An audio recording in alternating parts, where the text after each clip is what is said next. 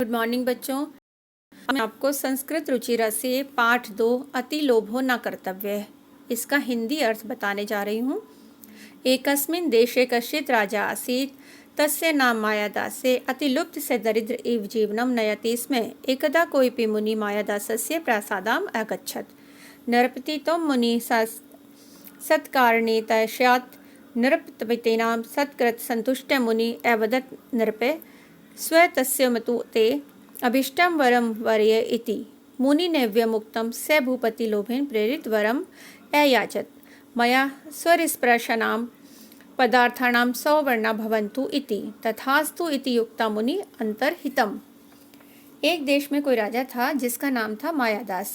अधिक लालच के कारण वह गरीबों की तरह जीवन व्यतीत करने लगा था। एक बार कोई मुनि मायादास के महल में आया। राजा ने मुनि को सत्कार से संतुष्ट किया।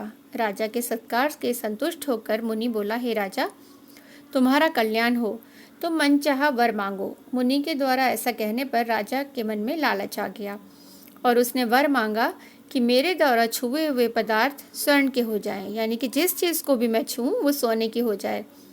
ऐसा ही हो, ऐसा कहकर वह मुनि अंतर्ध्यान हो गए और मुनि ने उन्हें आशीर्वाद दे दिया कि ठीक है, ऐसा ही हो।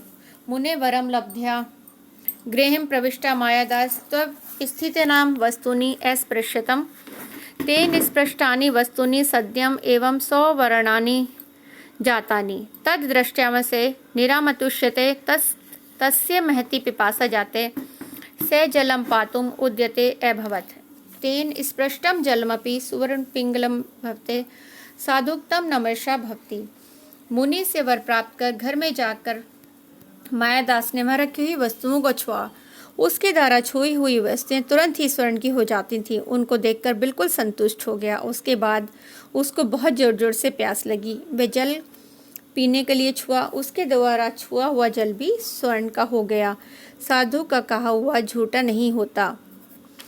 तस्मिन् अवसरे राजकुमारी कुसुमजारी मादा तत्र कल्पिते अतीव सुंदर नीमानी कुसुमानी इति चावदत् नृपति तामज्जरी करुणा स्पृशते तेन स्पृष्टा मज्जिरा सुवर्णमयी जाता तद्दृष्ट्वा कुमारी दुखिता अभवत्। सुतां समावेशयति प्रवत्य च मायादास्ताम् अंके उपवेशयति स्म।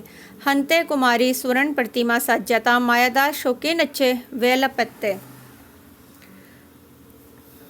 मुनि से वर प्राप्त कर उसी अवसर पर राजकुमारी फूलों के मंजरी लेकर वहाँ आई। पिता, ये बहुत सुंदर फूल हैं, ऐसा बोली। राजा ने उस मंजरी को हाथ से छुआ। उसके द्वारा स्पर्श से मंजरी स्वर्ण की हो गई, सोने की हो गई। उसको देखकर राजकुमारी दुखी हो गई। पुत्री को भरोसा दिलाने के मायादास ने उसे अपनी गोद में उठा लिया। अत्यंत दुख है। राजकुमारी भी जो है वो भी सोने की हो गई। मायादास दुख से बहुत जोर जोर से रोने लगा। तदा भाग्यवास्य मुनि नृपते पुरते प्रत्यक्षम अभवत्। मायादास त्रम प्रश्य महर्षे कृपया दत्तवरम निर्वर्तयतु इयं कुमारी मम जीवितम स्यात् इति नवदेत्या। और तब भाग्य से वह मुनि राजा के सामने प्रकट हुआ। मायादास ने उनको प्रणाम करके कहा, महर्षि, कृपया करके मुझे दिए हुए वरदान को वापस ले लो। यह राजकुमारी ही मेरा जीवन है। और ऐसा निवेदन किया। महर्षि अवदत् मायादास त्व सुवर्णस्य महत्तम गणित्यम वस्तुते तत्तुच्छ्यम उद्यानात् जलमान्यम तेन जलेन सिक्तामि वस्तुनि पूर्वावस्थां प्राप्स्यन्ति इति उक्ता मुनि तत्रैवात् हृतम्। महर्षि ने कहा, मायादास, तुमने स्वर्ण के महत्व को जान लिया। वस्तुतः वह तुच्छ वस्तु है। बगीचे से जल लाओ, उस जल से सींची हुई चीजें पूर्व अवस्था में प्राप्त होंगी। ऐसा कहकर मुनि अंतर्ध्यान हो गया। मायादास उद्यानात् जलमान्यतम तेन जलेन सिक्तानि सौवर्णानि वस्तुनि स्वयं प्रकृति प्राप्तानि। राजकुमारी अपि मंदम हस्ति पितु मानव सत्तोष्यतम सत्यमुक्तम अति लोभो न कर्त्यम स तो दुखस्य कारणम। और मायादास बगीचे से जल लाया। उस जल से सींची हुई स्वर्ण की चीज़ें अपनी प्रकृति को प्राप्त हो गई। राजकुमारी ने भी धीरे से हंसते हुए पिता के मन को संतुष्ट किया। किसी ने सत्य ही कहा है, अधिक लोभ नहीं करना चाहिए, वह तो दुख का कारण है। तो यही हमारा चैप्टर था जिसमें हमें ये शिक्षा मिलती है कि हमें अधिक लालच नहीं करना चाहिए, क्योंकि लालच जो है वो दुख का कारण बन जाता है। Thank you.